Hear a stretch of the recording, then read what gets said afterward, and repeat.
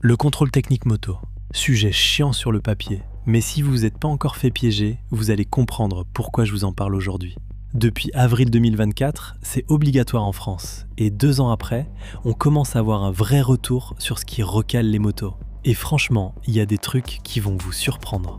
Moi, la première fois que j'ai vu la liste des points de contrôle, je me suis dit « Ok, c'est bon, j'ai rien à faire ». Et puis quand tu creuses un peu, tu te rends compte que sur un truc bête comme le témoin de tableau de bord qui s'allume plus, t'es recalé, direct. Alors ce que je vais faire, c'est pas vous lire la liste officielle. Ça, vous pouvez la trouver sur service-public. Ce que je veux vous montrer, c'est les vrais points qui font recaler en 2026, ceux dont personne parle vraiment, et surtout, ce qu'il faut vérifier avant d'y aller pour pas payer la contre-visite. Ça vous va ?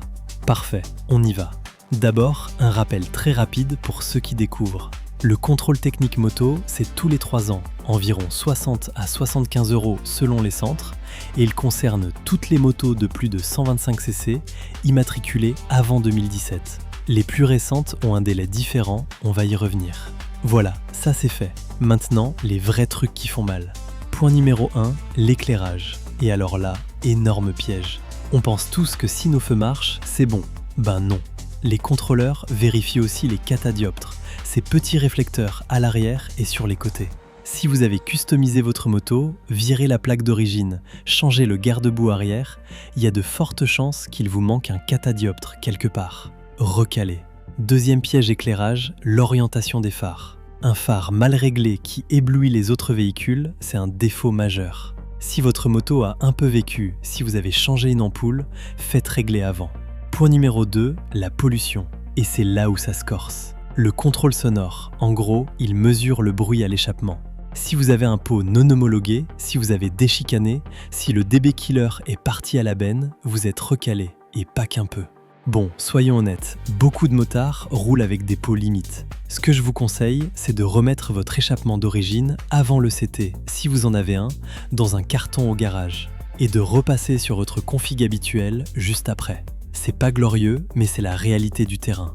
Point numéro 3, les pneus. Alors là, attention, il y a un truc que la plupart des gens ignorent. C'est pas juste l'usure qui compte, c'est aussi la conformité. Si vous avez monté des pneus qui sont pas dans la plage prévue par le constructeur, si les indices de charge ou de vitesse sont pas bons, recalez. Vérifiez vos pneus contre la carte grise. La plupart des motards regardent jamais ça, et pourtant, c'est un point qu'ils vérifient systématiquement. Point numéro 4, la direction et les commandes. Freins qui prennent du jeu, poignées d'accélérateur qui restent bloquées, câbles d'embrayage qui traînent. Ce sont les défauts d'usure classiques, rien de dramatique à régler, mais faut le faire avant. Petite anecdote perso, un pote a été recalé parce que sa poignée d'accélérateur ne revenait pas assez vite en position fermée. Le contrôleur a considéré que c'était un défaut de sécurité majeur. Il a dû retourner chez son garagiste, changer la commande et repayer une contre-visite. 40 € dans le vent pour un truc de 5 minutes à régler.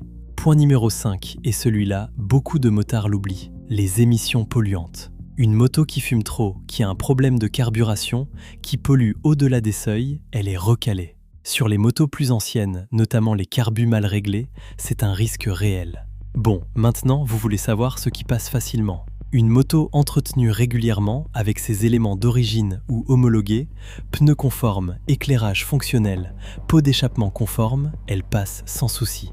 Le CT moto est pas fait pour piéger, il est fait pour éliminer les motos vraiment dangereuses ou hors normes. En gros, si vous roulez avec une moto qui a été entretenue, qui n'a pas été customisée à outrance et que vous faites une petite checklist une semaine avant, vous passez. Ce que je vous recommande avant le rendez-vous. 1. Vérifiez tous les feux avant, arrière, clignotant, frein, plaque. Testez avec un ami ou dans un reflet. 2. Vérifiez la présence de tous les catadioptres, notamment sur les côtés de la roue arrière. C'est souvent là qu'il manque un truc. 3. Si vous avez un pot non homologué, remettez celui d'origine si possible. 4. Vérifiez vos pneus contre la carte grise. Marque, dimension, indice. 5. Un tour rapide du garagiste pour un check frein et commande, 30 € dépensés qui peuvent vous éviter une contre-visite. Et surtout, dernier conseil qui vaut de l'or, choisissez un centre habitué aux motos. Il y a des centres qui contrôlent 3 motos par semaine, ils connaissent moyennement. D'autres qui en font 20 par jour, ils sont beaucoup plus efficaces et souvent plus arrangeants sur les points litigieux. Renseignez-vous localement, demandez à votre concessionnaire ou dans les groupes motards de votre région. Voilà, c'était le point CT Moto 2026.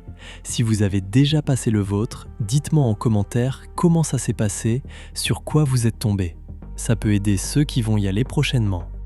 Si la vidéo vous a été utile, un petit pouce, ça fait plaisir et ça aide l'algo à pousser ce genre de contenu.